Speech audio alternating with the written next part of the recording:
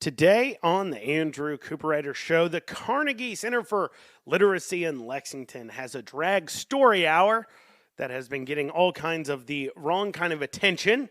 We'll go over that. Also, Beshear was on Face the Nation. There's two outtakes from his interview that I think is worth discussing. One on Democrats and messaging and how Beshear gets it wrong and right at the same time. And then another on the future of Kentucky's economy. If the green subsidies from the government is going away, something that Kentucky's economy under Beshear has pegged its future on, while it's been okayed by the Republicans. We'll go over that. And then finally, we'll probably go over a study on coyotes that I just thought was kind of ridiculous. Not really Kentucky specific, but we'll wait to the end. So those of you who aren't interested in me attacking a taxpayer-funded study on coyotes as dumb can tune out if you're only here for the Kentucky news. So we'll have all that and more today on the Andrew Cooperrider Show. But please make sure you comment, like, share, subscribe, leave reviews. I recently had episodes that got a lot of attention from a lot of people. Our numbers shot up, but with that came obviously people who dislike the show coming on and leaving negative reviews. So please, if you're listening on Spotify, if you're listening on Apple, go leave a positive review if you haven't yet, so that way it can lift our average back up, back and kind of push it out there better to other would-be podcast listeners. But without further ado, let's dig down into it. So the Carnegie Center for Literacy had a drag story hour. It wasn't heavily attended. 6 or 7 kids showed up to hear this drag performer read a kid's story. And I want to go over, this has attracted all kinds of attention, by the way, like national attention. Like, I believe Libs of TikTok posted about it. And for obvious reasons. I mean, the performer here showed up wearing a trans fist belt thing, a very, of course, typical drag outfit, as well as I believe the performer is wearing prosthetic breasts, like fake breasts too. Like, if you have to put on fake boobs to go read to kids, maybe something's messed up here. But also, we should care because the Carnegie Center receives, according to their most recent Form 990, they received over $250,000 in government grants and funding. That makes up about 25% or so of their budget. So obviously, it's something we should care about for a few reasons. One, the taxpayers subsidizing it. And then two, the general thought is don't hurt people, don't take their stuff. Well, hurting children, and people rightfully view this as hurting children, falls into the category of things we should care about. Now, I've seen people defending this, people who identify themselves as more Republican/conservative. They're maybe not fully, I don't know what they'd call themselves fully, but I believe they are registered Republican and, do work for Republicans. So I've seen self-identified Republicans defending this or trying to compare this to Miss Doubtfire, that movie from the 90s with Robin Williams. And I think that is intellectually dishonest. And we see this from time to time where they try to compare the Miss Doubtfire movie to what these drag performers are doing. And I think there's quite a few reasons why this comparison is clearly disconnected with the truth, and you're being dishonest by throwing it out there. First, Miss Doubtfire in the movie dressed up in quote-unquote drag, a man dressed up as a woman to spend more time with his own children, because obviously he wasn't allowed. Well, you guys have seen Miss Doubtfire. I don't need to explain it to you. But he dressed in drag in order to spend more time with his kids, not other people's kids. Right? That's the first thing. Second thing is there is not a sexual component to this. And that is something that I see so often.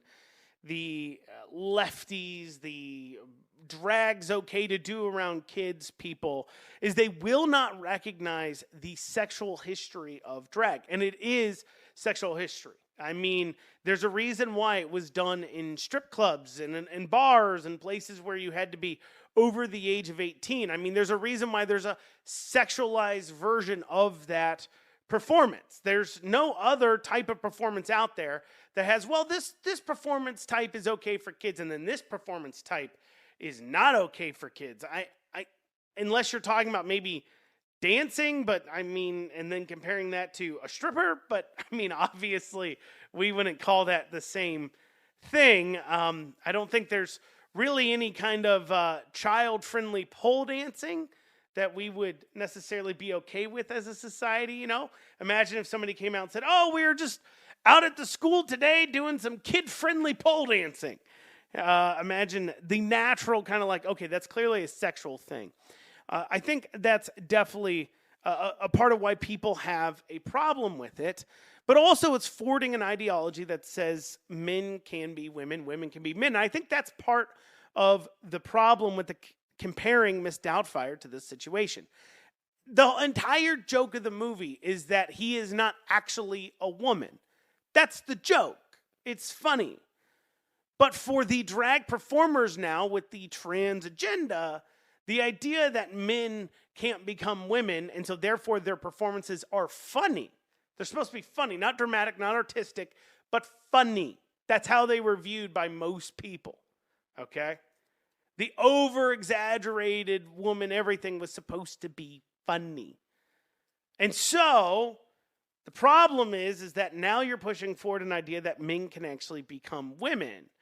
And pushing this onto kids, it's an ideology that's rooted in hating your body, not accepting yourself for who you are. Hence why suicide rates for trans people is so incredibly high. And so, yeah, people have a problem with it where they don't have a problem with Miss Doubtfire. But this leads to the question of, why do the drag performers continue to be in front of children? I mean, much of the pushback against drag and even the trans thing, they get tied up in this too with the drag performers. And the trans thing is when you're talking about kids, right? If we took away, if we stopped bringing sexualized cross-dressers around children, you stop trying to trans children and give them hormones and, you know, cross-dress your kids and everything else. If we stop doing that, stop trying to trans kids, do surgeries and everything else, and stop policing other people's language, because that's part of it, right? You can say you just want to be left alone, but when you demand that we use the correct pronouns and all that other garbage, you're now policing the behavior of others. That means you don't want to be just left alone. You want something from other people. If you take all that away, the entire negative attention that they're getting would go away. Trans people would be looked at as maybe weird or strange by normal humans walking by. But the insistence to, use the pronouns, use whatever, men with penises to go into women's spaces and be naked, like, take that away. If you're just literally like, I want to dress like a woman and act like a woman and call myself a woman and demand nothing of anybody else, nobody would care. So why do they do this? Why do they push it, right? Because it used to be, the Overton window keeps being pushed. Their behavior keeps getting more extravagant. Why spend this time? I mean, take the Carnegie Center. You're taxpayer funded $250,000. You know you're risking that funding by doing this. You have the federally, you have the Trump administration coming in.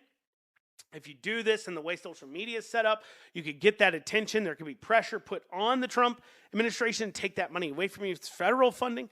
At state level funding, obviously, you've got an 80% Republican legislature that's clearly indicated they have issues with taxpayer funds going to these problems. Now, granted, they may be betting on the fact that the legislature won't actually do anything about it because, well, they've had opportunities to even ban kids at sexualized drag shows, and they haven't managed to be able to pass that bill because, well, they lack the spine. I mean, Lindsay Tishner put forward a bill that would ban kids at sexualized drag shows and ban taxpayer funding going to drag shows and being held at taxpayer-funded venues. And what ended up happening? Bill died because, of course, they lack the gumption to actually do something about this. Maybe they're just betting on the Republicans and leadership to continue being spineless people who care more about relocating more of your tax dollars into their donors' pockets than they care about actually doing something else. And that's a pretty safe bet, I'd say. But still, you run the risk that this attention comes on you as a Carnegie Center. And for this drag performer, these are 6 kids you're reading in front of. And most likely, this dude was probably not paid. Was probably not paid for this. So why insist on doing it? You're not being paid. It only attracts negative attention. Or even if you're going to do it, why post the photos? They posted the photos online knowing it would cause backlash. Well, it has to do with part of the reason why they target kids in the first place. And granted, some of it is, these people who cross-dress and everything else have some pedophilic side of things. Clearly, we've seen people who dress in drag and these trans people and everything else. We've seen them being arrested with child pornography. It's incredibly hard to figure out the percentages and the rates of it occurring because this is data that is being hidden from the general public. But we do obviously see it occurring. So clearly for some, it has to do with that. But there's something else going on here. And it's funny, I went to answer the question. I came across a study from the NRH on drag queens called A Natural History of Drag Queen Phenomenon. Because they're recognized. They're saying, look, from an evolutionary, psychology side of things, the growth of drag doesn't make any sense. Not only are drag performers, put upon by general society as a whole, typically, and receive negative attention, but also historically, even those within the gay community, this is historically, not recently, but especially historically in the gay community, such as gay men, because typically drag performers are gay men dressing up as women, though not always, that the drag performer gets that kind of negative attention because gay men also don't find it necessarily super attractive, clearly, because, well, they're gay men who believe they're attracted to men. So why would you be attracted to a man dressed as a woman? Anyways, so the point is that they also receive negative attention within that community as well. And so they started digging into that, and they came up with something called the signaling theory, which is where these drag performers are signaling, are kind of very specifically going through the sacrifice of spending money on these outfits, the hair, the everything. I guess it's not cheap. That's what this study said. But also going through the very real probability that they receive this negative attention because it elevates them within a niche community. Within a very niche, small community, the more negativity you're receiving from everyone else, the more you raise within the ranks of that community, the more of a celebrity with those groups of people you become. And so you specifically go out there to do things to attract negative attention by the masses.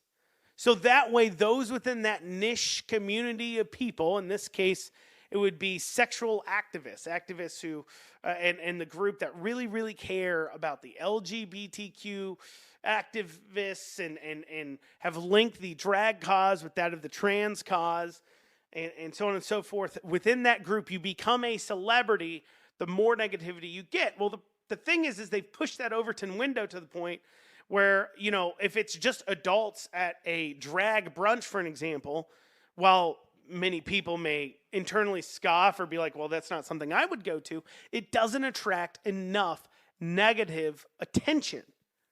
And they need it. They feed off. They got to push it. They have to keep pushing and pushing and pushing in order to raise their status. They got to do more extreme things, right? Hence the Sisters of Perpetual Indulgence, which dress like nuns to specifically attract the attention from the religious people to call them out for making fun of their religion because that negative attention is good for them. They like it. They love it. They want more of it. It elevates them. It's how they find their self-worth. And I just call that out because we're dealing with this Carnegie Center, spending taxpayer funds in order to make one specific drag performer feel like more of a victim, to receive more of this negative attention, rightfully so, And in the process, it's at the expense of, well, children becoming confused on genders and falling into an ideology that's marked by its extreme rates of suicide. And as child suicide rates have only raised in this country, well, we have but to look at situations like this as part of the reason why. It's just kind of a natural conclusion. Well, moving on for that, but kind of, I guess, staying on the LGBTQ trans stuff for a little bit, Beshear was on Face the Nation, and the question of specifically the trans agenda, the trans kids, the they, them Trump ad that was marked as being so effective during the presidential campaigns, he was asked about on Face the Nation, and I think it's worth discussing. Let's take a listen to what he exactly had to say. But there was, as you know, some analysis after the fact among Democrats about the focus on some culture war issues, or so to speak. Congressman Seth Moulton said of transgender issues, I have 2 little girls. I don't want them getting run over on a playing field by a male or formerly male athlete. But as a Democrat, I'm supposed to be afraid to say that. He says he's speaking authentically and said Democrats should do more of it. Do you think Democrats have been out of touch on some of these things that obviously resonate in states like yours? Well, I think that all candidates should stand up for their beliefs, and that we don't have to abandon those beliefs. You know, I vetoed one of the nastiest anti-LGBTQ bills that my state had ever seen in my election year. But I did 2 things. Number one, I talked about my why. For me, that's my faith, where I'm taught that all children are children of God, and I wanted to stick up for some children that were being picked on in a pretty rough bill. But the second thing is the voters in my state knew the very next day I was going to be working on jobs. I was going to be opening a new health clinic, first hospital in our largest African-American neighborhood in 150 years. We just cut the ribbon on. We've created 2 pediatric autism centers in Appalachia so that people don't have to drive 2 hours. So it's both sharing your why and your authentic why for your views, but the other piece is about that focus. Because remember, if we're talking about this issue of the day, and then we're talking about what Donald Trump said last night, and then we're talking about jobs, we're only spending 1/3 of the time talking about what people are worried about and what impacts their life the most. Now, Beshear, he's got a point, sort of. I mean, he's wrong about his own election, but he's right at the same time, right? I mean, he is correct in the sense that what worked for him is to run from the issue. I mean, that's what he did. Sure, he vetoed that and he pushed away the trans things, but what he didn't do was he himself volunteer the information, talk about it, or campaign on it. I mean, he said, you know, as long as the other 2/3 of the time, really 99% of the time, he was talking about other things. In fact, when he was partially attacked on the surgery on kids or anything else, or that came up at all during the campaign, I mean, his response was not, oh, it's okay to transition kids. His response was not to defend the fact that he took issue with them banning the use of hormones and puberty blockers on children. No, instead, he went to, look, that's not even happening on kids. Why are we talking about this issue? Trying to run away from it. And to a degree, Harris tried to do the same thing. She tried to bring up the fact that, well, Trump administration had this policy in place when the they, them ad came about. However, the problem that Kamala Harris had that Beshear didn't have was that Kamala Harris had some pretty competent campaigners she was facing down with a lot of money who were competent and could put together a good attack ad, put together a good ad campaign on the issue that made sense and connected with the voters. See, Beshear is right that he ran away from the problem, but he's wrong in that that would help Democrats into the future because it's relying on having as incompetent of a campaign staff as Daniel Cameron had. And trust me, that campaign staff was incredibly incompetent. Proof by the fact that, by the way, that group of people haven't really won a competitive, non-incumbent campaign where they didn't have a lot more funding as well in quite some time. We're talking about the McConnell group, talking about McConnell's campaigners. That's who really came on board and decided they were going to go ahead and run Cameron's campaign. And they sucked at messaging. And a part of it was because they don't even intrinsically understand the issues. They're pretending to care about these things, but they never really did. And so, relying on Republicans to continually have incompetent campaigners, while that is this is how incompetent they are, okay?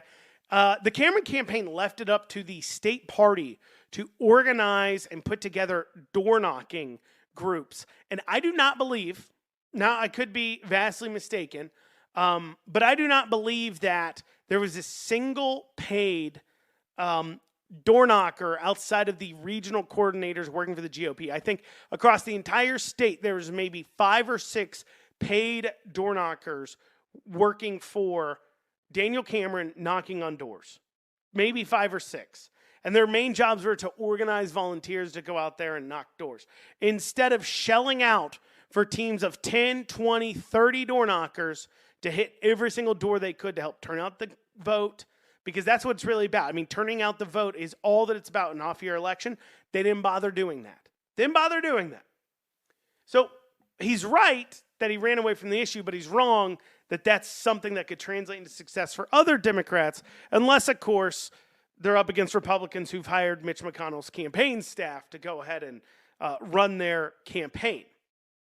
And so they just didn't message well on those trans issues.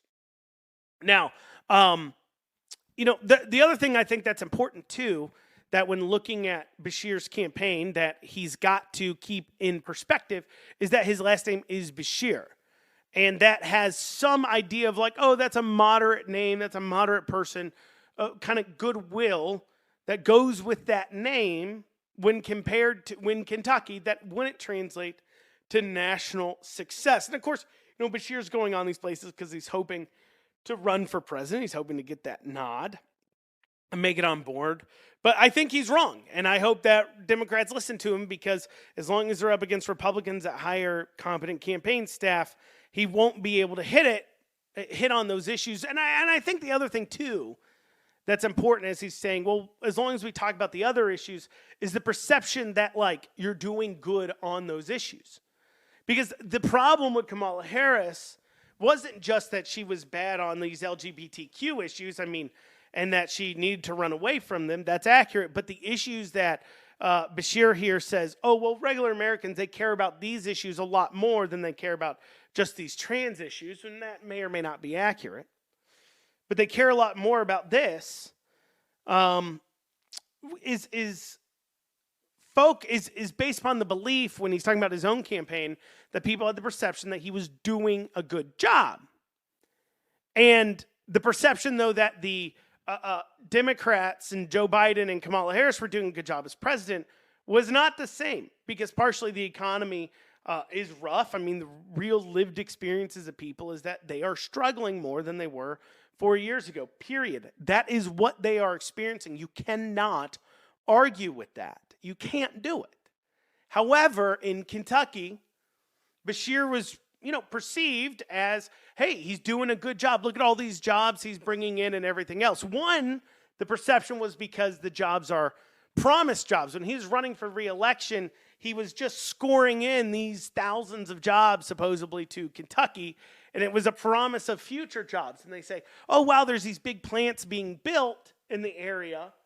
Beshear's doing a good job on the economy, I guess. He's doing the best he can on the economy. He's bringing in this work and hospitals and highways and things. And so it should be good in the future, right? Ignoring the fact that this is a promise of jobs and that he doesn't really have to deliver on it in order to get reelected because, well, these jobs are off into the future.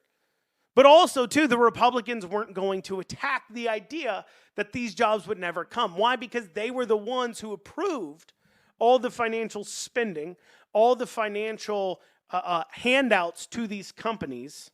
And so if they point out that, hey, these jobs aren't going to come, or they try to attack Beshear's economic record, they'd be attacking their own record. And they were ineffective and incapable of taking the credit for the accomplishments of bringing in these things, even though I wouldn't call them accomplishments, while simultaneously they can't attack those things because they're the ones who approved them. But they did deserve to be attacked. And by evidence of this, we need but hear his second point I want to point out from Face the Nation, where he talks about his concerns about Trump cutting green subsidies. Let's go ahead and take a listen to that. You said Kentucky has something like 10,000 jobs related to electric vehicles. You really made a big push on that. During the campaign, Mr. Trump vowed to undo the electric vehicle mandate. That's what he called it. And he's going to, he says, repeal the law that includes credits for green projects. Do you know at this point if Republican leaders intend to keep parts of that? And are there projections on what repealing that law entirely would do to the job creation in your state? Well, it's really concerning. You look at a state like Kentucky that voted for President-elect Trump by 30 points, and it's 10,000 EV-related jobs on the line, and those are only growing. Go up to Ohio and look at that, I think, $20 billion chips factory, which I'm a little bit jealous of, but happy for the people of Ohio and what that would mean, another state that voted for the president-elect. So you look at all of these jobs and jobs of the future that have come to what the administration will probably view as red states. It's important that these projects continue. Remember, a lot of the people taking these jobs that support their families, voted for President-elect Trump because they thought that would improve their job, that he was focused on their job. So I hope that he will get good advice, and I'll do everything I can to get my message out through our federal delegation of how important these jobs are. And they're not in urban Kentucky. They're in rural Kentucky. They are game-changing investments that have created a bright future here, and I'm certainly going to do everything I can as governor of Kentucky to protect them. And not because I'm a Democrat, but because I've shown my people that every single day I'm going to try to create a better life for them, and that's what those jobs do. Yeah, $14 billion between now and 2030 was what was promised to your state. I wonder if you just think Democrats didn't do a good job of explaining that. Well, I certainly don't want to do any finger pointing because the vice president had 107 days and she did her very best. And I proudly crisscrossed the country in support of her. But what I know is going forward over the next couple years, we have a chance every day, every moment to show the American people that we are laser focused on jobs, on their health care, on their infrastructure, on their kids' education, just those everyday worries. And with this administration, at least right now, selecting some very extreme appointees, it's a chance to make a real difference, to really show people that we're where their basic needs are.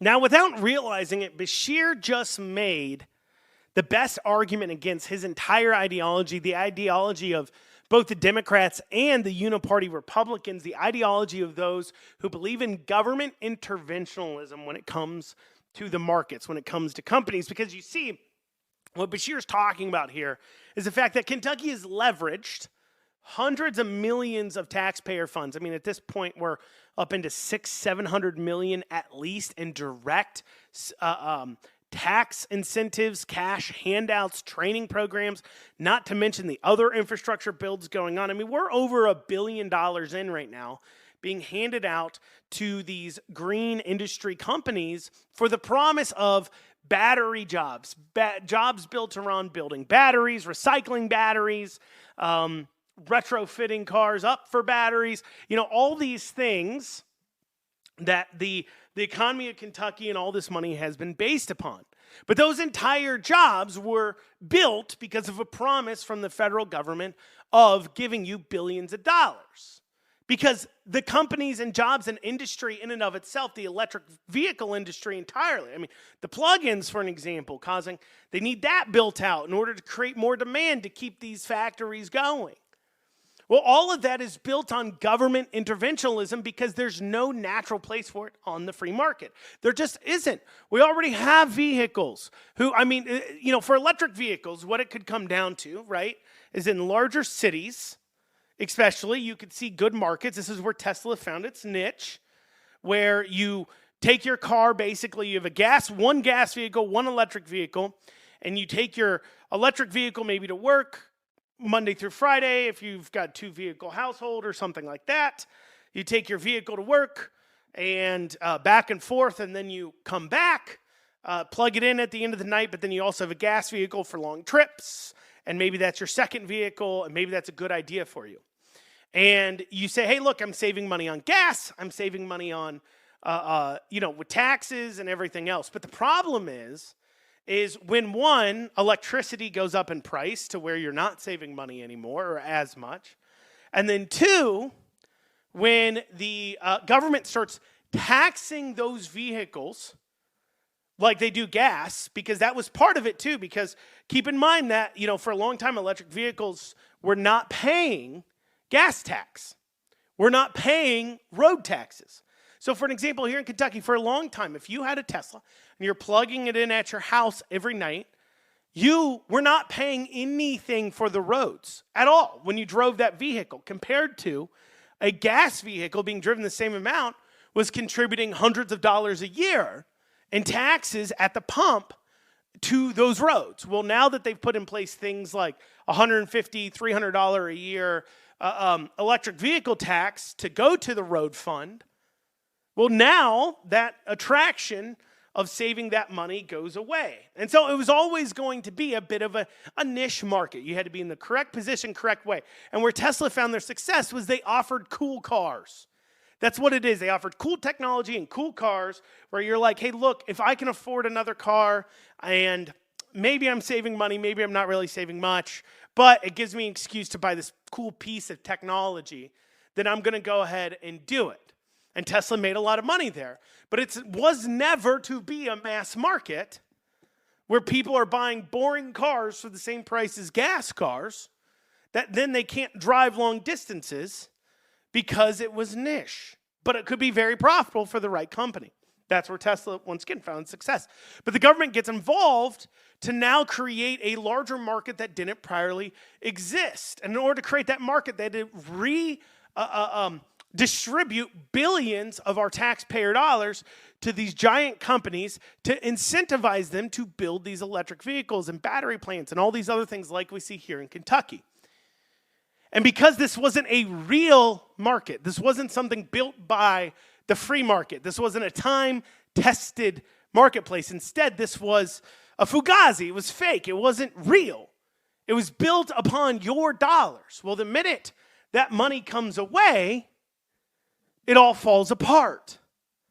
And eventually the money has to come away.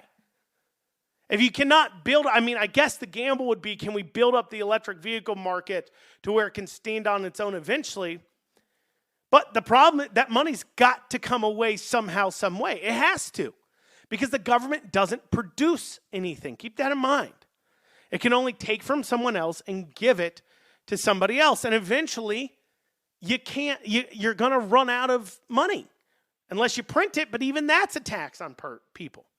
And so when you're building an economy, and we built an economy in Kentucky, or at least Beshear's built his successes that are perceived, that helped get him reelected, on a promise of a future that includes thousands of more jobs built upon a market that's being propped up by the government. Well, when the government comes in and doesn't prop that up anymore, because keep in mind, to prop up that industry, you may look at it as, well, it's those thousands of jobs it's helping. As Beshear just said, oh, well, there's thousands of people that rely on these jobs and everything else. Yeah, but you're taking money from the masses. You're literally taking money from like the 90% to benefit like 10% of people, to benefit the giant corporations and their shareholders, because you're subsidizing them, or they're getting billions of dollars of assets for free, like factories built and paid for by the taxpayer that now they own. It's an asset that they can leverage.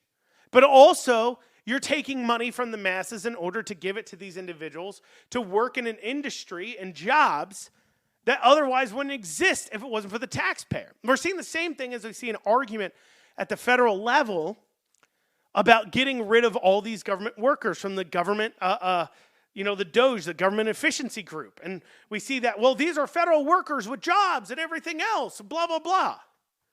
So, you don't get to take money from the 90% and redistribute it out of guilt.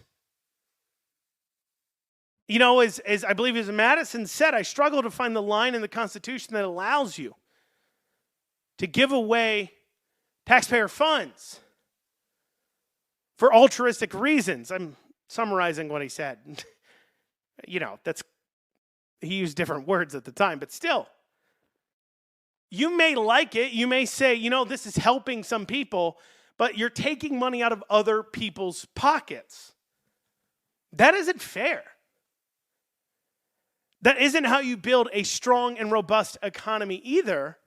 But yet that kind of interventionalism and exactly what Beshear pushes, exactly what the Republicans in our state house have approved, and they're now seeing the problem with it because the entire funding was based upon, truthfully, Biden saying, okay, one man being in office and saying, yes, this is what we're going to spend money on.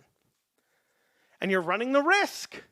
That man isn't going to be in office and that money's going away. On top of that, you're basing that upon the person who won't even win the election in your own state. So you're building an industry based upon one person being in office who your own state doesn't even like, and you're like, no, this is a good idea. Yeah, no, that's smart. Of course it's going to fall apart. Now, the Republicans in the state house and state senate have realized this. Recently, I was talking to a member of leadership, and I made a joke about wasting money on battery plants, and they acknowledge that is going to end up being a giant waste of money. The problem is whose neck is it going to hang around? Because it will fall apart. I believe it will. You can save this episode. You can mark my words, whatever you want to say. But those deals will fall apart within the next 2 to 3 years. They have to. If Trump actually takes away that subsidies, there's no free market reason for them to exist. So who's going to be left holding the bag? Now, the Republicans will hang it around Beshear's neck. Beshear will be greatly affecting his ability to run for president, but the blame shouldn't just be with them. Every single person who voted yes, and there's some legislators even like that voted yes on that bill, need to be removed from office when that fails. But we as citizens will apparently reward them giving away over $1 billion to an industry that was based upon whether or not Joe Biden was in office, which is clearly a horrible decision, a horrible way to invest. Now, speaking of wasteful things, and this has nothing to do with Kentucky, but I saw it today on my social media, and I felt a need to talk about it. Now, those of you who know me and listen to the show at any length know that I am an avid outdoorsman. I mean, part of the reason why the show over the last 2 weeks or so has been not as many episodes as normal is because it's been deer season, modern gun season. So I've been having to get out there and get it. And then after I got out there and got it, I had some work built up I had to get done. That is, takes some time to catch up on. For the other places, this is a passion, but, I do have to make a living. So anyways, avid outdoorsman. So I saw this article and it piqued my interest, and it said, it's from the University of New Hampshire. And it's about how hunting coyotes may not actually help lower its population and actually may help increase the population. Now, right away, you're like, that doesn't make sense. Okay, now this is from University of New Hampshire. This means it's a taxpayer-funded study, okay? This is what your tax dollars are spent on. Now, that conclusion right away makes you kind of say, well, hold on here. How does killing an animal not cause it to lessen the population of it? That doesn't make any sense at all. How does killing coyotes not lead to less coyotes? Well, the article makes the claims that when you kill coyotes, it somehow leads to, one, there's more resources for more coyotes, which, if anything, you would just be breaking even then. And then also it brings coyotes in from other areas to come in and populate there and be in an area. So they suggested the way, if you want to remove a coyote population from an area, from farmland and urban areas where you're worried about pets and you're worried about, obviously your cattle and your other livestock. I'm not kidding. This is what they actually said. They said you need to bring in wolves That's right. They said, bring in wolves, because not only will wolves eat coyotes or attack coyotes, but they also compete with them for a food source. So it lessens the food source and more competition for that food. And then also, it creates what they call a fear factor of the area, where coyotes are naturally afraid of predators in this area. Now, in case it isn't obvious to you already why this is a problem, let me go through each of these things, okay? So first, that creates a fear factor in an area, claiming that humans hunting doesn't create a fear factor in that area with an animal. Now, anybody who's spent any time hunting as an outdoorsman knows why that's false. That's clearly false, that humans cannot create a fear factor in an area for animals. Because if you've ever hunted public land versus private land, you see a difference. Not only if you're, even deer hunting private land, you'll see that the, deer are going to be bigger, obviously, less pressure, less people killing deer. But also the deer you get are bigger because there's dumb deer can get bigger, okay? But larger deer on public land have probably had an interaction with a human before. And they've caught whiff of a human, maybe a human shot at them and missed. They caught a human that was acting in an aggressive manner to them, and they caught a whiff of that. Anyways, they caught a smell of a human, and they associate that with danger. So then, when they go out, and you're out hunting, and deer smell very well from very far away, they never get close enough for you to get a shot because they catch wind of you, and they're like, oh, there's a predator over there. I need to walk away, because they're associating that smell with danger, okay? Now, when you go onto private land, however, there's a good chance, depending on how much private land, how big the private land is, how much pressure there is around it, that those deer maybe have not had an interaction with humans. They, as a young deer, haven't seen other deer go down after catching a whiff of this. They haven't had somebody shoot at them or act in an aggressive manner to them. And so they're not as afraid of the smell of humans as they would be on public land. That's a very real thing that occurs. So when it comes to establishing a fear factor, humans are predators. We are animals. And if we are aggressively hunting something like coyotes in an area, I find it hard to believe that coyotes wouldn't create a fear factor in that area associated with human smells in the area of saying, look, don't go here. There's a predators there. I find that hard to believe. But putting that to the side, the claim here is that the competition for the food source, as well as the wolves bullying, pushes the coyote population down. But let's rewind to why people hunt coyotes in the first place, because you don't eat them, right? I mean, you don't. I believe on an episode of Meat Eaters, Steve Ranella ate a coyote once that tasted horrible. People just don't eat coyotes. Some people trap them and will sell their pelts and fur, but I don't know what the current markets are, but it's not particularly financially a advantageous thing.